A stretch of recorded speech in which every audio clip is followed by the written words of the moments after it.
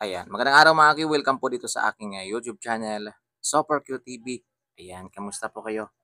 Mga ka-Q, update lang 'to guys para sa concert mamaya ng ating idol, Elias JTB. Ayan, so update ko lang kayo mga Q, sa schedule ngayong araw ng ating idol is Elias JTB, August 7, 2025. Grabe ang bilis po ng araw mga Q. Araw ng Webes ngayon mga Q, naka-schedule po sila dito sa Libungan, North Cotabato. Ayan, ayan po yung concert venue mga Q. Makikita na ninyo halos all set na rin po mga Q yung concert venue dito. Yan. At sa ano sila guys, sa pavement, yan, covered court po yung kanilang concert. Mga Q. Maganda yan guys kasi medyo masama yung panahon ngayon. At least may bubong. Kahit umulan man, tuloy pa rin yung ligaya. Kaso nga lang, limited lang po talaga yung tao na makakapasok. Ayan. So, yun lang guys. Ayan, in-update ko lang kayo. Ayan, so pasensya na kayo mga Q. Wala tayong gayong mga video o reaction mga Q. Ayan, so medyo ano lang muna tayo. Laylo lang muna tayo ng konti guys kasi ang sakit na sa ulo. Yung mga lumalabas ngayon na kung ano-ano mga speculation about dito kay idol natin Ila si TV. So hintayin na lang talaga natin guys na lumabas yung katotohanan.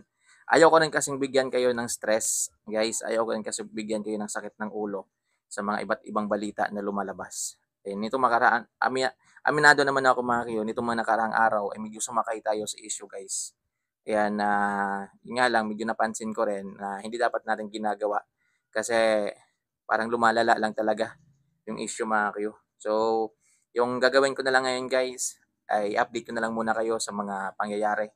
Yan, sa mga kaganapan po kay Ila CTV, mga Q.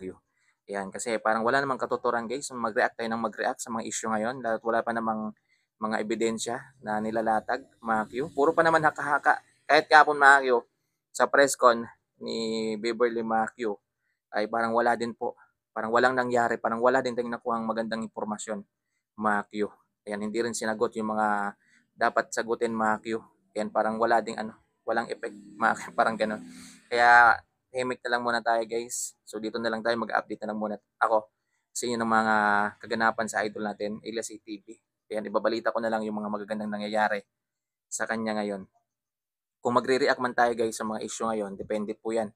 Hindi ko para naman sinasabi na hindi tayo magre-react. Pero kung may makita tayong below the belt na talaga, paninira na talaga ng husto sa idol natin, siyempre magre-react tayo. Gagamitin natin itong social media natin para kahit paano ipagtanggol natin yung idol natin. Di ba mga? Hindi naman pwede na sila lang yung putak ng putak. Di ba? Siyempre tayo guys, sasagot din tayo. Yan, hindi naman pwede na sila lang. Di ba? Pare-parehas lang tayo dito. Pare-parehas lang. Basta nasa tama lang. Wala tayong tinatapakang tao. Mga kuya goods yun. So yun lang guys. Ayan, abang-abang lang kayo sa mga update pa natin. Dito po sa concert mamaya ni Ila CTV, Mario. Ayan no, Libungan, North Cotabato, August 7, 2025. Ayan, so napansin ko kasi guys, kay Ila CTV, medyo malaki na rin yung pinagbago. Yan, ngayon may nangangayayat po si Ila CTV. Yan, sa atin, sa paningin kasi natin guys, medyo hindi po niya iniinda yung mga issue ngayon. Pero deep inside, iniinda po niya Mario. So sana hangad na pray talaga natin 'yan mga Q na matapos na rin pinagdadaanan nila ngayon, mga Q. So 'yun lang guys. 'Yan, maraming maraming salamat sa panonood. 'Yan, ingat-ingat kayo mga Q. Ayan. Hindi ko pina-promise mga Q na hindi tayo magre-react sa mga issue ngayon ha. Kasi kung may makikita talaga tayong mga below the belt na talaga mga Q na kailangan din nating reaksyonan mga Q. Kailangan mag-react din tayo guys para malaman din po ng ibang tao mga Q. Magre-react tayo. Siyempre hindi tayo mananahimik. Pero kung simple-simple lang din naman guys, hayaan na lang natin. Hayaan na lang natin mga Q. So yun guys, maraming maraming salamat sa panonood. Ingat po.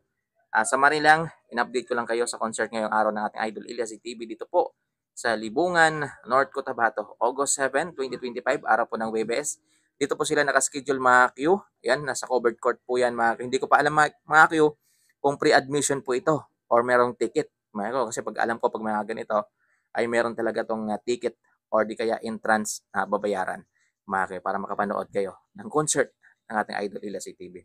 Yan, reminders lang guys, kung pwede huwag na kayo magdala ng mga below 8 years old na mga bata. Mga cellphone niyo, i-charge na kaagad. Yan. At huwag na kayong mahiya, makisaba kayo mamaya kay Elias Day TV. Yun. Ingat guys. Yan, at sa mga gusto pong bumili ng mga t-shirt, Elias Day TV mga kayo na damit, mamili na lang kayo sa mga design dito. Then click nyo po yung yellow basket dyan sa ba. Yan, para direkta kayo sa legit na supplier ng t-shirt na yan mga Q. So yun, maraming salamat. Ingat guys. Ayan, I love you mga Q. Ayan, ano lang muna kayo guys, chill lang muna. Relax lang muna. Kung pwede, wag muna kayong masyadong magpi-Facebook kasi sasakit lang talaga yung ulo niyo guys. Yan.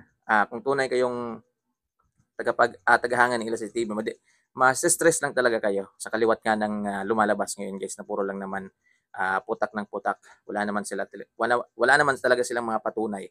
Maganda sana kung nagpuputak sila guys, mayroong latag agad yung ebidensya, latag agad yung yung patunay, di ba? Para maniwala ka agad yung tao. Hindi yung putak ng putak, wala namang nilalatag na mga kung ano-ano, di ba? Wala namang patunay.